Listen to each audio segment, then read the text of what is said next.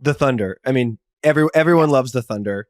I love the Thunder. They're my favorite team to watch. And I think, I mean, there's just so much to like about them. The thing that I keep thinking about is the way that they kind of don't play like basically any other team in the league, which is sort of a function of how they play and then who they play more than anything. I mean, Gordon Hayward is going to make his debut tonight, but they go, 12 or 13 deep with like real actual NBA players. And the outlay of that is that they can throw all these like really strange, weird looks at you where it's like, we have tall Jalen Williams and Chet Holmgren and Kenrich Williams on the floor at the same time. Like that's weird. And then we have like the Lou Dort, Cason Wallace, just all ball handler hell lineup. And that's weird. And, everyone on the team is just like this shiny eyed Zoomer. They're like all so fun. And I think there's kind of this pervading sense that when this gets to the playoffs, it's going to get real and they're going to find out that the game is different.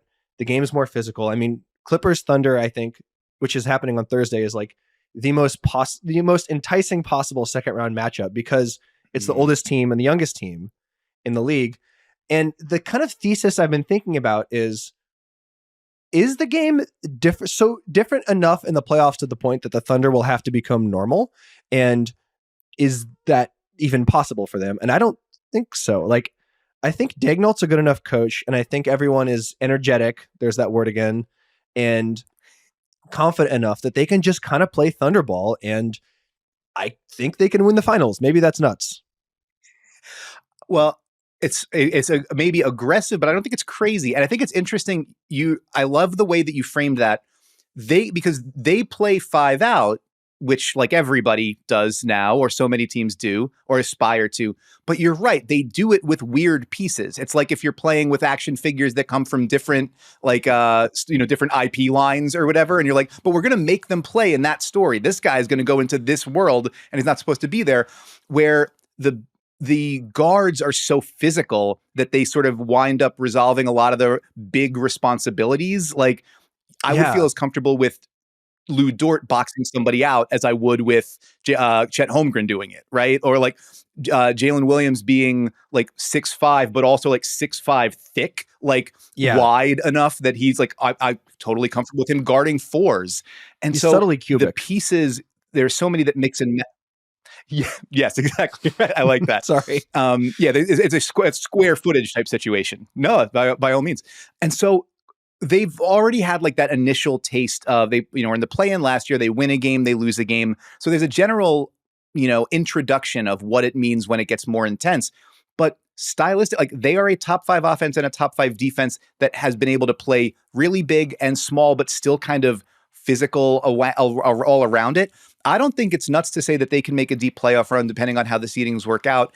I also think like looking at it and saying, or my former colleague, I know a friend of yours, Eric Freeman from Ball Don't Lie. When we would talk, years ago about the initial iteration of the Thunder, he was like, a lot of teams have 2 guys that can guard guys like that, but nobody's got 3. And obviously the guys differ, but SGA, Chet, and Jalen Williams, it's like at some point late in the game, and we've seen it a ton from Oklahoma City this season, SGA is an MVP candidate, maybe like one of the 2 or 3 favorites at this point, and he's setting a screen, throwing the ball to J Will and saying like, or J Dub rather, and saying, go get it. Like, I trust that you're going to do it. And Jalen Williams has been an amazing crunch time scorer and playmaker in that regard too. So at a certain point, yeah, maybe they're too young for it, but also like, do you got 3 that can guard guys like that? I don't know that you do.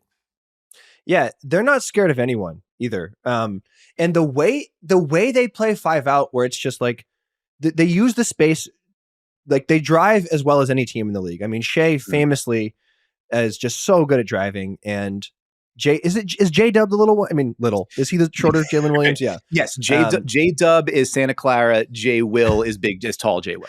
And there's a third Jalen Williams who plays for Auburn, who I don't think is going to get drafted, but Sam Presti, please. Yeah, just for the sake of it. I mean, between that and then there being like Nikola Jokic, Nikola Jovic, and Nikola Topic. I'm like, there's sort of a, it's the simulate, like when you get to a certain level of, NCAA football, and it's like the auto-generated names are just kind of like all cycling through one another. And you got Bobson Dugnut and, Todd Gonzalez or whatever coming through. Like that sort of feels like where we are right now. But I'm sorry, go ahead with the way they play 5 out. I'm just really glad they didn't trade for another big. I think a lot of the, Yes. famously they have so much trade ammo, and they did make a trade. And I really liked Micic, but I think, Hayward can probably contribute. But I'm glad they didn't compromise the way that they play and play around Chet specifically, because he's not like a good rebounder yet. Yeah. And like you said, the guards can contribute, but it was Pat Riley who said rebounds get rings or something like that. And like, that's the thing that I sort of worry about them in the playoffs, but they're going to be so nasty on defense too. Like Cason Wallace he's the real deal. He's so good. And when you have him and Dort together, it's kind of, maybe this is borderline sacrilegious, but it's kind of Celticsy in that, like, okay, you run, a small screen or something, and then all of a sudden you have like the different lockdown defender guy instead of the one who was guarding you initially. And it's still, tough sledding. And just Chet's rim protection too, I just find so impressive. I don't know, they're just so fun. And tonight against the Clippers is their last time they have to play a fellow top 4 team for the rest of the season. So, the standings race is just so wild up there. It's so close, and they have the edge on these other 3 schedule wise. And I mean, home court is going to matter a lot. Like OKC is a hard building to play in, but then like so is Denver. And so if you can get 4 home games in that potential series, like that really matters. Yeah. It boils down. Well, first off, that scheduling note is fantastic. That's very, very good. I wish I had paid attention to that and looked at it when I wrote my big thing this morning about like storylines to watch and seeding races, which you can read at Yahoo Sports, but it won't include that note. You can only get that here on the audio format. But so much of it, at the risk of oversimplifying, so much of it boils down to like, can we create more advantages against you than you can create against us? And the way they defend across positions and the way that they like the multiple ball handlers and shooters, the way that team has entirely like en masse leveled up shooting wise, shouts out to Chip England, I guess, has made everybody an advantage, either someone who can create an advantage or extend one.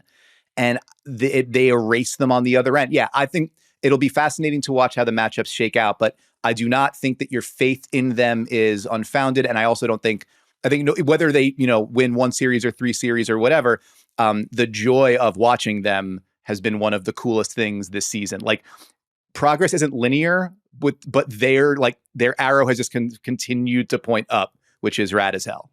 The last like way they play note, their best passer is probably either Josh Giddey, who mostly just can do it from like a pure standstill, but is great at it, or J-Dub. But their collective passing of that team, I think, is as good as any in the league. Just like they only draft guys who can pass. Like Chet's sauce as a passer is like the thing that surprised me most this season. And I just love that like anyone who steps on the floor can make that like, get a little advantage, kick it out, and then Isaiah Joe has an open 3 2 passes later. And just as a collective, they're so good at that. And I love watching it.